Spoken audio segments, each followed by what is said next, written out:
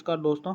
इस वीडियो में हम कक्षा 7 सामाजिक विज्ञान की किताब सामाजिक एवं राजनीतिक जीवन का अध्याय 7वां पढ़ने जा रहे हैं। इस अध्याय का शीर्षक है हमारे आसपास के बाजार। हमारे आसपास के जो बाजार हैं वो कैसे हैं, कौन कौन से हैं। देखिए, हम बाजार जाते हैं और बाजार से बहुत सी चीज़ें खरीदते हैं, जैसे सब्जियां, साबुन, दंत-मंजन, मसाले, ब्रेड, बिस्किट, चावल, दाल, कपड़े, किताबें, कॉपी आदि। हम जो कुछ खरीदते हैं, यदि उन सब की सूची बनाई जाए तो वह काफ़ी लंबी होगी। बाजार भी कई प्रकार के होते हैं जहां हम अपनी रोज़मर्रा की ज़रूरतों के लिए जाते हैं, जैसे हमारे पड़ोस की गुमटी, साप्ताहिक हाट, बड़े बड़े शॉपिंग कॉम्प्लेक्स और शॉपिंग मॉल आदि। इस अध्याय में हम बाजार के इन्हीं प्रकारों को समझने की कोशिश करेंगे और ये जानने की कोशिश करेंगे कि यहाँ बेची जाने वाली चीज़ें खरीदारों तक कैसे आती हैं, ये खरीदार कौन है, ये बेचने वाला कौन है और इस सब के बीच कैसी और क्या समस्या सामने आती हैं। देखिए, इस तस्वीर में आपको ये बाजार नज़र आ रहे होंगे।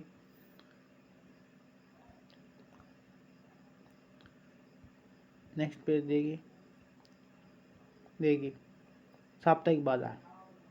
साप्ताहिक बाजार का ये नाम इसलिए पड़ा क्योंकि ये सप्ताह के किसी एक निश्चित दिन लगता है। इस साप्ताहिक बाजार में रोज़ खुलने वाली पक्की दुकानें नहीं होती हैं। व्यापारी दिन में दुकान लगाते हैं और शाम होने पर उन्हें समेट लेते हैं। अगले दिन वे अपनी दुकानें किसी और जगह पर लगाते हैं। देश भर में ऐसे हज़ारों बाजार लगते हैं और लोग इनमें अपनी रोज़मर्रा की ज़रूरतों की चीज़ें खरीदने आते हैं। साप्ताहिक बाजारों में बहुत सी चीज़ें सस्ते दामों पर मिल जाती है। ऐसा इसलिए कि जो पक्की दुकानें होती हैं उन्हें अपनी दुकानों के कई तरह के खर्च जोड़ने होते हैं। उन्हें दुकानों का किराया, बिजली का बिल, सरकारी शुल्क आदि देना पड़ता है। इन दुकानों पर काम करने वाले कर्मचारियों की तनख्वाह भी इन्हीं खर्चों में जोड़नी होती है। साप्ताहिक बाजार में बेची जाने वाली चीज़ों को दुकानदार अपने घरों में जमा करके रखते हैं। इन दुकानदारों के घर के लोग अक्सर इनकी सहायता करते हैं, जिसमें इन्हें अलग से कर्मचारी नहीं रखने पड़ते। साप्ताहिक बाजार में एक ही तरह के सामानों के लिए कई दुकानें होती हैं, जिससे उनमें आपस में प्रतियोगिता भी होती है। यदि एक दुकानदार किसी वस्तु के लिए अधिक कीमत मांगता है तो लोगों के पास ये विकल्प होता है कि वे अगली दुकानों पर ही वही सामान देख ले जहां संभव है कि वही वस्तु कम कीमत में मिल जाए। ऐसी स्थितियों में खरीदारों के पास ये अवसर भी होता है कि वे मोल तोल करके भाव कम करवा सके। साप्ताहिक बाजारों का एक फ़ायदा ये भी होता है कि ज़रूरत का सभी सामान एक ही जगह पर मिल जाता है। सब्जियां, कपड़े, किराना सामान से लेकर बर्तन तक सभी चीज़ें यहाँ उपलब्ध होती है। अलग अलग तरह के सामान के लिए अलग अलग क्षेत्रों में जाने की ज़रूरत भी नहीं होती। लोग अक्सर उन बाज़ारों में जाना पसंद करते हैं जहाँ सामान की विविध विकल्प उपलब्ध हो। नेक्स्ट है मोहल्ले की दुकानें। हमने देखा कि साप्ताहिक बाज़ार हमें कई तरह का सामान उपलब्ध करवाते हैं। बहरहाल हम अन्य तरह के बाज़ारों से भी सामान खरीदते हैं।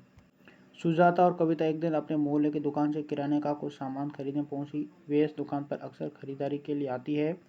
आज यहाँ भीड़ थी। दुकान मालकिन 2 सहायकों की मदद से दुकान का काम संभाल रही थी। जब सुजाता और कविता दुकान के अंदर पहुंची तो सुजाता ने दुकान मालकिन को ज़रूरत के सामान की सूची बोलकर लिखवा दी। वे इनकी सूची के अनुसार सामान तोलने और पैक करवाने के लिए अपने कर्मचारी को निर्देश देने लगी। इस बीच कविता चारों तरफ नज़र दौड़ा रही थी। बाएं हाथ की सबसे ऊपरी शेल्फ पर अलग अलग ब्रांड की साबुन की टिकिया रखी थी। दूसरी शेल्फ पर दंत मंजन, टैल्कम पाउडर, शैम्पू, बाल के तेल आदि रखे थे। अलग अलग ब्रांड के और अलग अलग रंगों में सजे सामान मन लुभा थे। फर्श पर कुछ बोरे पड़े हुए थे। सारा सामान तोलने और बांधने में करीब 20 मिनट लग गए। फिर सुजाता ने अपनी नोटबुक सामने कर दी। दुकान मालकिन ने नोटबुक में 3000 की संख्या दर्ज की और वापस कर दी। उसने अपने बड़े रजिस्टर में भी ये संख्या लिखकर रख दी। अब सुजाता अपनी भारी थैले लेकर बाहर निकली। अगले महीने के पहले हफ्ते में उसके घर से बाहर का हिसाब चुका दिया जाएगा। ऐसी बहुत सी दुकानें हमारे मोहल्ले में भी होती हैं जो हमें कई तरह की सेवाएं और सामान उपलब्ध कराती हैं। हम पास की डेयरी से दूध, किराना व्यापारी से तेल, मसाले व अन्य खाद्य पदार्थ तथा स्टेशनरी के व्यापारी से कागज़, कलम या फिर दवाई की दुकान से दवाई भी खरीद सकते हैं। इस तरह की दुकानें अक्सर पक्की और स्थायी होती हैं, जबकि सड़क किनारे फुटपाथ पर सब्जियों के कुछ छोटे दुकानदार, फल विक्रेता, कुछ गाड़ी मैकेनिक आदि भी दिखाई देते हैं। पड़ोस की दुकानें कई अर्थों में बहुत उपयोगी होती हैं। हमारे घरों के करीब तो वे होती ही है और हम सप्ताह के किसी भी दिन और किसी भी समय इन दुकान पर जा सकते हैं। सामान्य दुकानदार और खरीदार एक दूसरे से परिचित भी हो जाते हैं और दुकानदार ग्राहकों के लिए उधार भी देने को तैयार होते हैं, यानी कि आज खरीदे गए सामान का भुगतान बाद में भी करने की सुविधा होती है।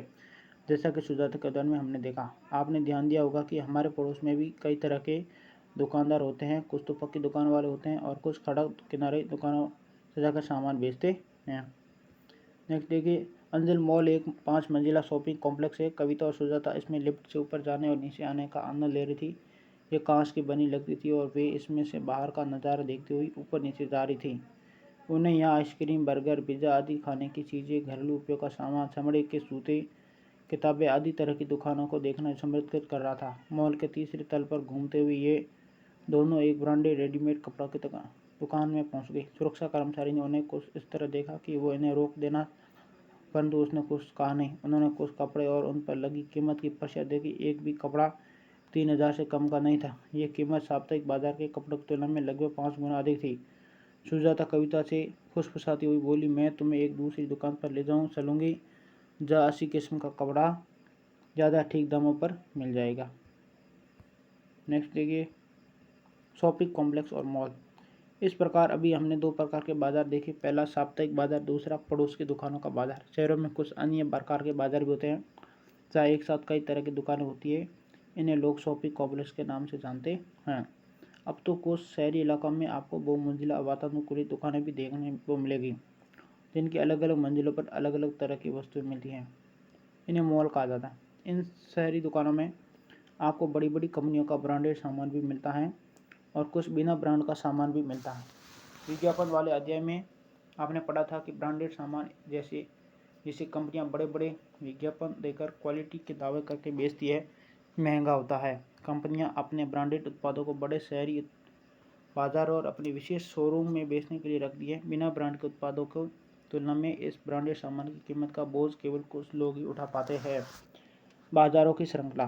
पहले हिस्से में आपने विभिन्न तरह के बाजार के बारे में पढ़ा जहां हम सामान खरीदने जाते हैं। क्या आप सोच सकते हैं कि ये सभी दुकानदार अपनी दुकानों के लिए सामान कहाँ से लेकर आते हैं? सामानों का उत्पादन कारखानों, खेतों और घरों में होता है, लेकिन हम कारखानों और खेतों से सीधे सामान नहीं खरीदते। चीज़ों का उत्पादन करने वाले भी हमें कम मात्रा में, जैसे एक किलो सब्जी या एक प्लास्टिक कप आदि बेचने में रुचि नहीं रखेंगे। वे लोग जो वस्तु के उत्पादक और वस्तु के उपभोक्ता के बीच में होते हैं उन्हें व्यापारी कहा जाता है। पहले थोक व्यापारी बड़ी मात्रा में संख्या में सामान खरीद लेता है। जैसे सब्जियों का थोक व्यापारी कुछ किलो सब्जी नहीं खरीदता है, बल्कि वो बड़ी मात्रा में 25 से 100 किलो तक सब्जियां खरीद लेता है। इन्हें वह दूसरे व्यापारियों को बेचता है। यहाँ खरीदने वाले और बेचने वाले दोनों व्यापारी होते हैं। व्यापार की लंबी श्रृंखला का वह अंतिम व्यापारी जो अंततः वस्तु उपभोक्ता को बेचता है खुदरा या फुटकर व्यापारी कहलाता है। ये वही दुकानदार होता है जो आपको पड़ोस की दुकानों, साप्ताहिक बाजार और फिर शॉपिंग कॉम्प्लेक्स में सामान बेचता मिलता है। हम इसे यहाँ दिए गए उदाहरण से समझेंगे। हर शहर में थोक बाजार का एक क्षेत्र होता है। यहाँ वस्तुएं पहले पहुँचती है और यहीं से वे अन्य व्यापारी तक पहुँचती है। सड़क किनारों की दुनिया की दुकान का छोटा व्यापारी, जिसके बारे में आपने पहले पढ़ा था। बड़ी संख्या में प्लास्टिक का सामान शहर के थोक व्यापारी से खरीदता है। हो सकता है कि वह बड़ा व्यापारी अपने से भी बड़े थोक व्यापारी से स्वयं सामान खरीदा हो। शहर का बड़ा थोक व्यापारी प्लास्टिक का ये सामान कारखाने से खरीदता है और उन्हें बड़े गोदामों में रखता है। इस तरह से बाजार की एक श्रृंखला बनती है। जब हम एक सामान खरीदते हैं तब हम ये ध्यान नहीं देते हैं कि वह सामान किस किस के पास से सफ़र करता हुआ हम तक पहुंचता है। नेक्स्ट है हर जगह बाजार। हमने देखा कि अलग अलग जगहों पर तरह तरह के बाजार हैं जहाँ तरह तरह की वस्तु खरीदी बेची जाती है। ये बाजार अपनी अपनी जगहों और समय पर अपनी तरह से काम करते हैं। कई बार तो ये भी आवश्यक नहीं होता कि आप सामान खरीदने के लिए बाजार जाए। अब तो तरह तरह के सामान के लिए फ़ोन या इंटरनेट पर ऑर्डर दे दी जाते हैं और सामान आपके घर तक पहुंचा दिया जाता है। देखिए ये उदाहरण थोक विक्रेता का। आफ्ताब शहर में सब्जियों का थोक व्यापारी। आफ्ताब उन थोक व्यापारी में से एक हैं जो बहुत बड़ी मात्रा में खरीदारी करते हैं। उसका व्यवसाय सुबह लगभग 3 बजे से प्रारंभ होता है। इसी समय सब्जियां बाजार में पहुंचती हैं। यही समय जब सब्जी बाजार या सब्जी मंडी में गतिविधियां तेज हो रही होती हैं। आसपास और दूर दराज के खेतों से ट्रकों, मेटाडोर, ट्रैक्टर की ट्रॉलियां में सब्जियां यहाँ आने लगती हैं। जल्दी ही नीलामी की प्रक्रिया आरंभ हो जाती है। आफ्ताब भी इस नीलामी में शामिल होता है। सब्जियां देखकर वह तय करता है कि आज वह क्या खरीदेगा। उदाहरण के लिए वह आज 5 किलो फूल गोभी और 10 क्विंटल प्याज खरीदता है। शहर में उसकी एक दुकान और गोदाम है जहाँ वह सब्जियों को रखता है और बेचता है। यहाँ वह फुटकर व्यापारियों की सब्जियाँ बेचता है जो सुबह 6 बजे के आसपास वहाँ आने लगते हैं। यहाँ से दिन भर के लिए खरीदारी करने के बाद ये छोटे व्यापारी लगभग 10 बजे के आसपास अपने क्षेत्र में अपनी दुकानें खोल लेते हैं। तो आपने देखा होगा कि नर्सिंग होम और डॉक्टर की क्लिनिक में भी कुछ कंपनियों के प्रतिनिधि अपना सामान बेचने का कार्य कर रहे होते हैं। इस तरह हम देखते हैं कि बेचना खरीदना कई तरीक़ों से चलता रहता है। ये ज़रूरी नहीं कि वो केवल बाज़ार की दुकानों से ही होता है। ये तो बाज़ार के भी रूप हैं जो हमें सीधे तौर पर दिखाई देते हैं। ऐसे भी कुछ बाज़ार होते हैं जिनके बारे में हमारी जानकारी कम ही होती है, क्योंकि अब बिकने और खरीदने जाने वाली चीज़ें कम हम सीधे प्रयोग नहीं करते। जैसे एक किसान अपनी फसल की पैदावार बढ़ाने के लिए कुछ खाद और उर्वरक का इस्तेमाल करता है। ये उर्वरक वो शहर की कुछ खास दुकानों से खरीदता है जहाँ खाद के कारखानों से माल मंगाया जाता है। कहीं कार के कारखानों के द्वारा इंजन, गियर्स, पेट्रोल टंकियाँ, एक्सेल, पहिए आदि अलग अलग कारखानों से खरीदे जाते हैं। परंतु इस सबसे बेखबर हम कार के शोरूम में अंतिम उत्पाद कार को ही देखते हैं। सभी चीज़ों के बनाने और बेचने की ऐसी कहानी होती है। नेक्स्ट है बाजार और समानता। इस अध्याय में हमने अपने आसपास के कुछ बाजार में नज़र डाली। हमने साप्ताहिक बाजार से लेकर शॉपिंग कॉम्प्लेक्स तक की दुकान और दुकानदारों को देखा। इन दोनों दुकानों में बड़ा अंतर है। एक छोटी पूंजी से व्यवसाय करने वाला दुकानदार, जबकि दूसरा अपनी दुकान के लिए बड़ी पूंजी खर्च कर सकता है। इनकी आमदनी भी अलग अलग होती है। साप्ताहिक बाजार का छोटा दुकानदार शॉपिंग कॉम्प्लेक्स के व्यापारी की तुलना में बहुत कम लाभ कमा पाता है।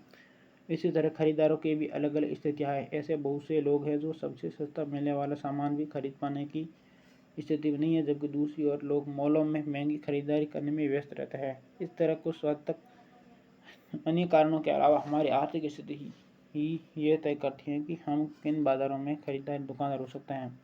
हमने सामान के उत्पादन से लेकर हम तक पहुँचने से बनने वाली बाज़ारों की श्रृंखला को समझा। इस श्रृंखला से ही ये संभव होता है कि एक जगह उत्पादित होने वाला सामान लोगों के लिए हर जगह उपलब्ध हो जाए। वस्तुओं के बिकने से वस्तुओं का उत्पादन सीधे जुड़ा होता है। बनी हुई चीज़ों के बिकने से ही लोगों को रोज़गार मिलता है और उत्पादन भी बढ़ाया जाता है। परंतु क्या इसी श्रृंखला के प्रत्येक स्तर पर लाभ के समान अवसर मिलते हैं? आगे कमीज की कहानी अध्याय में हम इस सवाल को प्रश्न समझने का प्रयास करेंगे। तो इस प्रकार से हमारा ये पार्ट कंप्लीट हुआ। हम नेक्स्ट पार्ट में जल्दी मिलेंगे। तब तक के लिए आप सभी को